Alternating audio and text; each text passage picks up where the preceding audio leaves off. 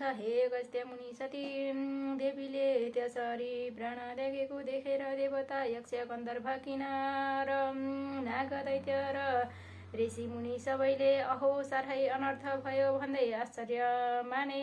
उसै बेला अकस्मात आँधी चलेर धुलो उडी सारा आकाश ढाक्यो र विपरीत हावा चल्न लाग्यो। बिना बादलकै मेघ गर्जन लाग्यो। यज्ञमा उपस्थित सबै देवता यक्ष गन्धर्व किन्नर दैत्य नागहरू धुलो उडेर आँखामा परि हेर्न असमर्थ भए। वायुको वेगमा अडिन नसकी भूमिमा घोप्टिए। वायुको त्यो उग्र वेगले कतिलाई उडाएर लग्यो, कति भूमिमा पछारिए, कति रुन कराउन लागे। त्यसहुरीमा परेर कतिको हात भाँचियो, कतिको खुट्टा मर्कियो, कतिले भूमिमा टाउको टेक्न पुगे, कतिको मुख भूमिमा घोप्टिएर माटो खान लागे। उठ्न असमर्थ भएका जति रुन कराउन लागे, कति रक्षा गर मरे बचाओ भन्न लागे। यस्ता प्रकारले यज्ञमा उत्पात भएको केही बेरपछि हुरीको वेग कम भयो र दक्ष प्रजापतिले चिन्ता गरी सबै छोरी ज्वाइँलाई न डराउनु पर्दैन भनी सान्त्वना दिइसकेपछि चित्त व्याकुल गरी अब कसो गरौँ भन्दै गुरु बृहस्पति कहाँ गएर बिन्ती गरे। हे गुरु, अनर्थ भयो, अब कसो गर्ने, असम्भव कुरा प्रत्यक्ष भयो भन्दै भयभीत स्वरमा कराउन लागे। त्यसै बेला नारदजीले सतीदेवीले अग्निकुण्डमा हाम फाली प्राण त्याग गरेको देखि हावा भन्दा पनि वेगले शीघ्र कैलाश पुगी महादेवका चरणमा दण्डवत गरी उभिरहे। अनि हे नारद, तिमी के भन्न आएका भन, किन मौन उभिएका छौ? यस्तो शङ्करजीको आज्ञा सुनि हात जोडेर नम्र स्वरमा बिन्ती गरे। हे ईश्वर, हजुरकी प्राणप्रिय सतीदेवी दक्ष प्रजापतिको यज्ञमा हाम फालेर प्राण त्याग्नुभयो। किनभने हे जगदीश्वर, हे करुणानिधे, पापिष्ट दक्षले हजुरलाई अनेक क्षुद्र वचनले हेला गरी निन्दा गरेको त्यो महादेव कहाँको देवता हो? त्यो बौलाहा हो। त्यसलाई नडाकेर मेरो के हुन सक्दछ? मेरा 33 कोटी छोरी ज्वाइँ र ब्रह्मा विष्णु आदि छँदैछन्। कस्तै भए पनि म त्यसलाई डाक्ने होइन इत्यादि अनेक दुर्वचन बोलेको सुन्दा सहन नसकी क्रोधयुक्त भएर भूमिमा लात्ताले हानी यज्ञको परिक्रमा गरी कसैको पनि मुखतर्फ नहेरी केवल हजुरको नाम शिव शिव भन्दै यज्ञाग्निमा हाम फाली प्राण त्यागिन। हे प्रभु, हजुरको डरले अग्निले देह दग्ध गर्न सकेका छैनन्। केवल प्राण छाडेर यज्ञकुण्डमा शयन गरे झैँ सुतिरहनु भएको छ। हे ईश्वर, यही कुरा बिन्ती चढाउन आएको हुँ। हे चन्द्रमौले, अनर्थ भयो, अब के गर्ने यदि भनी नारदजी उभिरहे। नारद मुनिका कुरा सुनेर महादेवले आज्ञा भयो, हे मुने, तिमीले भनेको कुरा निश्चय सत्य हो कि होइन? शिवको वचन सुनि नारदले भने, हे जगदीश्वर, हजुरका सामु मिथ्या बोल्ने साहस अथवा शक्ति ममा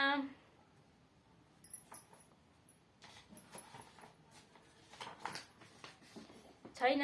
ध्यान दृष्टिले हेर्नु भए सत्य ज्ञात हुनेछ। नारदजीका त्यस्ता वचन सुनि ध्यान दृष्टिले विचार गरी अत्यन्त क्रोधले तिनै नेत्रबाट अग्निका ज्वाला निकाली दाराकिटी पाखुरा निमोठतै नारदजीको सामुन्ने नै भन्नुभयो, हे मुने, 33 कोटी देवताले रक्षा गरिएको पापिष्ट दक्षको विनाश नगरी छोड्ने छैन। अब तिमी आफ्नो आश्रममा जाऊ भनी बिदा दिनुभयो र नारदजी श्री महादेवलाई दण्डवत प्रणाम गरेर आफ्नो धाममा गए। नारदजी गएपछि शिवजीले सतीदेवीलाई सम्झेर रिसले तिनै नेत्रबाट अग्निका जस्तै ज्वाला निकाली शिखाबाट एउटा शिरबाट हुनुपर्ने शिरबाट एउटा जटा झिकेर भूमिमा पछारे त्यसबाट मेघ गर्जे जस्तै चर्को शब्द गरी भयङ्कर चतुष्टि योगिनी र भूत प्रेत पिचास प्रथम गणले सहित भएर महाकाली उत्पन्न भइन्। कस्ती महाकाली भने डरलाग्दो अनुहार भएकी, लामा लामा दाह्रा निस्केकी, आकाश जस्तै पेट भएकी र बाघको छाला कम्मरमा बेरेकी, झाँक्रो फिजेकी, हातमा भयङ्कर खड्ग लिएकी, कहिले हाँस्ने कहिले लामो जिब्रो निकाल्ने यस्ती महाकाली शिवजीको सामुन्ने उभिही के कामले मेरो आराधना गर्नुभयो भनी बिन्ती गरिन। अनि महादेवले अघि झैँ अर्को जटा झिकेर भूमिमा पछारे त्यसबाट पृथ्वी कम्पायमान पार्दै क्रोधित सिंह जसरी गर्जन्छन् त्यस्तै ध्वनि निकाल्दै हजार सूर्य जस्तै तेज भएका, सम्पूर्ण शरीरमा खरानी खसेका, मुण्डमाला लगाएका, दायाँ हातमा त्रिशूल लिएका र बायाँ हातले डम्बरू बजाउने यस्ता भीषण मूर्ति भएका वीरभद्रले महादेवलाई अगाडि उभिएर बिन्ती गरे, हे शम्भु, हामीहरूलाई किन आराधना गर्नुभयो? तिनीहरूको यस्तो प्रार्थना सुनेर महादेवले आज्ञा भयो, हे वीरभद्र महाकाली, तिमीहरूलाई पापिष्ट दक्ष प्रजापतिको यज्ञ विध्वंस पारी उसको पनि संहार गरी दक्षका सहायक संरक्षक देवताहरूको पनि संहार गरेर आओ भनी डाकेको हुँ। अब तिमीहरू नन्दी भृङ्गी 64 योगिनी भूत प्रेत पिचास समेत भई दक्षको यज्ञ विध्वंस गर्न तत्काल जाओ। श्री महादेवको यस्तो आज्ञा सुनि नन्दी भृङ्गी भूत प्रेत योगिनी र पिचास सहित भई मेघ गर्जे झैँ सिंहनाद गरी पृथ्वी कम्पित पारी साक्षात यमराज प्राणीको नाश गर्न हिँडे झैँ क्रोधित भएर शिवको आज्ञा शिरोपरि गरी कैलाश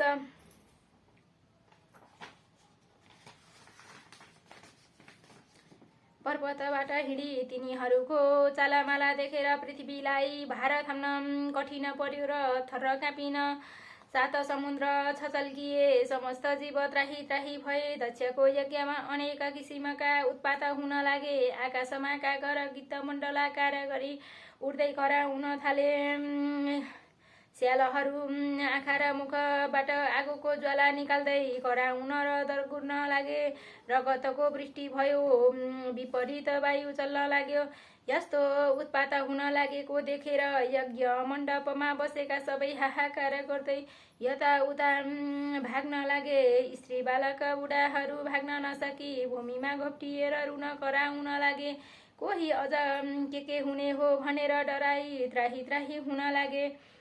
ठिक उसै बेला शिवको आज्ञा पाएर उन्मत्त भएका वीरभद्र र महाकाली नन्दी भृङ्गी आदि शिवका गण मेघ गर्जे जस्तै गर्जदै हात्तीका बथानामा सिंह पसे झैँ दक्षका यज्ञमा पुगेर दक्षद्वारा डाकिएका देवता यक्ष गन्धर्व किन्नर नाग दैत्यगण सहित परस्पर जुधे।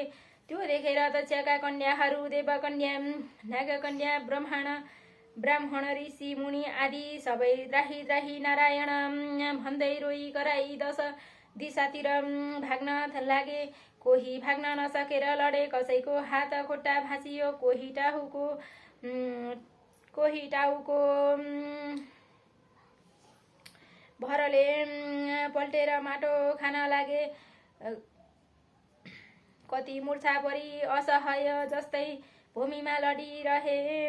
तर विष्णु प्रभृति देवता यक्ष गन्धर्व किन्नर आदि सबैले दक्ष प्रजापतिको रक्षा गर्न शस्त्र अस्त्र लिएर वीरभद्र महाकाली माथि प्रहार गर्न लागे। यसरी परस्पर घमासान संग्राम भयो। इन्द्र आदि देवताहरूले कुन अस्त्र प्रहार गरे भने इन्द्रास्त्र, अग्न्यास्त्र, देव्यास्त्र, वरुणास्त्र, पाशुपतास्त्र, ब्रह्मास्त्र, तोमर, गदा, खड्ग र मुसल, नागपाश आदिले वीरभद्र महाकाली र 64 योगिनी भूत प्रेत प्रथम गण र विश्ववन्ज्वरमाथि प्रहार गरे। यस्ता तरहले आफूमाथि शस्त्रास्त्र प्रहार गरेको देखेर वीरभद्रका गणहरूले पनि कठोर स्वरले गर्जेर दक्षका सैन्यभित्र पसी जति भेटे उतिको टाउको समाती निमोठी हात खुट्टा भाँची मुर्गीले रगत छदाई देवताहरूको संहार गरे। उता महाकालीले प्रत्यक्ष काल जस्तै खड्गली वर्षाकालको प्रचण्ड मेघ गर्जे झैँ गर्जे सिंहनाद गर्दै मृगका फौजमा सिंह पसे झैँ र सुकेका परालमा आगो लागे। जस्तै गरी दक्षका सेनाको संहार गरिन वीरभद्र समेत नन्दी भृङ्गी चतुष्ठी योगिनी भूत प्रेत पिचास प्रथम गण समेतले शत्रुतिरका कसैको शिर कसैको हात खुट्टा छुट्याए। कसैलाई निमोठी रगत पिएर नाच्न लागे, कोही हाँस्न थाले, कसैको मासु लुसेर खाए, कसैको कोखमा प्वाल पारेर रगत पिउन लागे, कोही देवता भागे। यसरी दक्षका सेना र कोटी कोटी देवताको संहार गरे। त्यही संहार गरेको देखेर दक्षका सेना र देवताले वीरभद्र र महाकालीमाथि आफ्ना आफ्ना शस्त्रास्त्र प्रहार गरे तर ती सम्पूर्ण शस्त्रास्त्र महाकालीको शरीरमा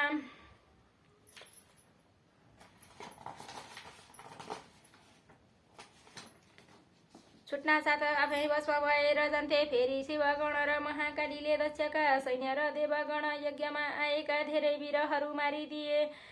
विषम ज्वरले पनि सबैका शरीरमा प्रवेश गरी अचेत पारिदिए। अनि वैकुण्ठका स्वामी श्री विष्णुले सम्पूर्ण देवता यक्ष गन्धर्व किन्नर दैत्य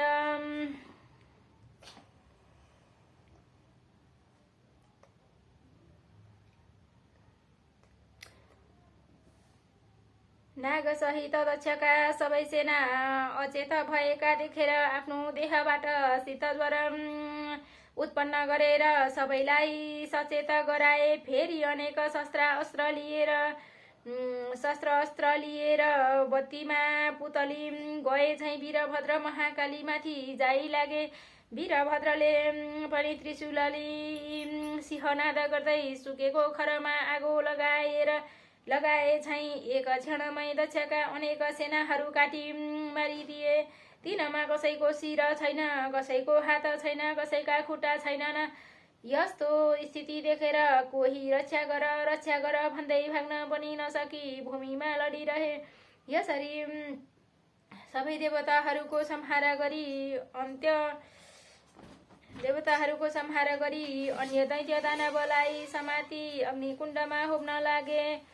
वीरभद्रले त्यसरी दक्षका सेना देवता यक्ष दानव गन्धर्व किन्नरहरूको नाश पारी यज्ञ समेत ध्वस्त पारिदिएको हेर्न नसकी श्री विष्णुले राता आँखा पारी नागले झैँ निश्वास फेर्दै प्रलय कालको अग्नि जस्तै भई बायाँ हातले पाञ्चजन्य शङ्ख बजाई दाहिने हातले कौमोदकी गदा उठाई संहार कालका रुद्र जाइ लागे। जस्तै वीरभद्रका सेनामाथि जाइ लागे त्यो देखेर देवता यक्ष गन्धर्व किन्नर नाग आदि सबै र दक्ष प्रजापतिका सेनाले धन्य धन्य विष्णु तिम्रो जय कल्याण होस् भन्दै आफ्ना आफ्ना शस्त्रास्त्र लिई विष्णुको सहायतामा लागेर कठोर युद्ध गरे। यस्तो देखेर महाकाली रिसले आगोको ज्वाला झैँ डरलाग्दो तेज प्रकट गरी खड्गली जाइ लागिन। त्यो देखेर भूत प्रेत पिचास प्रथम गण डाङ्किनी सङ्किनी र चतुष्ठी योगिनी सबै युद्ध गर्न लागे। जस्तै ठुलो हावा चल्नाले मेघ टुक्रा हुन्छ त्यस्तै दक्षका सेना देवता दैत्य गन्धर्व किन्नर नाग आदि 10 दिशामा भागे। तब विष्णुले निर्धक्कसित वीरभद्रको छातीमा कौमोदकी गदा प्रहार गरे। त्यो गदा वीरभद्रको छातीमा बज्रन गयो अनि ती मूर्छा परी भूमिमा ढले। फेरि विष्णुले नन्दी भृङ्गी चतुष्ठी योगिनी भूत प्रेत पिचास प्रथम गणका उपर शङ्खको चर्को शब्दका साथ शस्त्रास्त्र प्रहार गरे। त्यसरी विष्णुको प्रहारले कति लडी भूमिमा पल्टे, कति मूर्छा परे र धन्य धन्य विष्णु भनी स्तुति गरेको शब्द पर्यो र चेतना फर्क्यो। आफ्ना सैन्य कोही भूमिमा ढलेका, कोही भाग्न लागेका र कोही के कसो गरौँ भनी अन्योलमा परेका देखि अत्यन्त क्रोधित भई काल सदृश त्रिशूल बेगले प्रहार गरे। त्यो त्रिशूल विष्णुका छातीमा लाग्यो। त्यसको कष्ट सहन नसकी नवद्वारबाट रगतको धारा बगाई विष्णु मूर्छा परि ढले। उनी मूर्छित भएपछि वीरभद्रले प्रलय कालको मेघ झैँ गर्जन गरी दक्षका सेनामाथि जाइ लागे। आफ्ना गण समेत मिलेर कोटी कोटी देवताहरूको संहार गरे। वीरभद्र गर्जेको शब्द उनका गणहरू नन्दी भृङ्गी प्रथम गण समेतका कानमा पर्यो र बिउजी उभिएर हेर्दा रणभूमिमा विष्णु मूर्छा परेर र वीरभद्रले दक्ष सैन्य र देवताहरूको संहार गरेको देखेर धन्य धन्य वीरभद्र भनी आफ्ना शस्त्र अस्त्र लिएर दक्षका सैन्यमाथि जाइ लागे। त्यसरी अत्यन्त भयङ्कर युद्ध भयो। कस्तो युद्ध भने हे मुनि महाकाली र वीरभद्रले र उनका सेना समेत जाइ लागे। अनि कसैको टुपी समातेर पछाडि खड्गले हानी मारे, कसैलाई मुड्कीले नै मारे। 64 योगिनीले पनि कतिलाई निमोठेर मारे। कसैको काखीमा पाला पारेर रगत पिई मारे। कसैलाई पक्री अग्निकुण्डमा होमिदिए। यस्ता प्रकारले देवता यक्ष गन्धर्व दैत्य किन्नरको नाश गरेर वीरभद्रका सैन्यले जय जय भनी कराएको शब्द मूर्छा परेका विष्णुको कानमा पर्यो र मूर्छाबाट उठेर हेर्दा वीरभद्र र महाकालीले यज्ञ विध्वंस पारी देवताहरू र दक्षका सैन्य समेत नाश गरेको देखि अत्यन्त क्रोधित भई राता राता आँखा पारेर हे पापिष्ट, आज तेरो नाश गरेर दक्षको यज्ञ पूर्ण पारी सबै देवता यक्ष गन्धर्व नाग आदि सबैलाई सन्तोष दिनेछु। आज एकादश रुद्र तेरो सहायक भएर आए पनि रक्षा गर्न सक्ने छैनन्।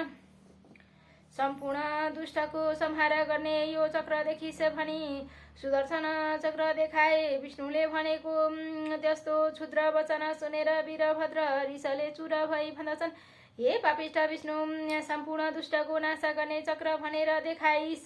तेरो पराक्रम माफिक त्यो चक्र मेरा उपर प्रहार गरेर हेर, मुखले भनेर मात्र केही हुन सक्दैन। यस्तो वीरभद्रको वचन सुनि विष्णु रिसाई वीरभद्रलाई ताकेर सुदर्शन चक्र प्रहार गरे।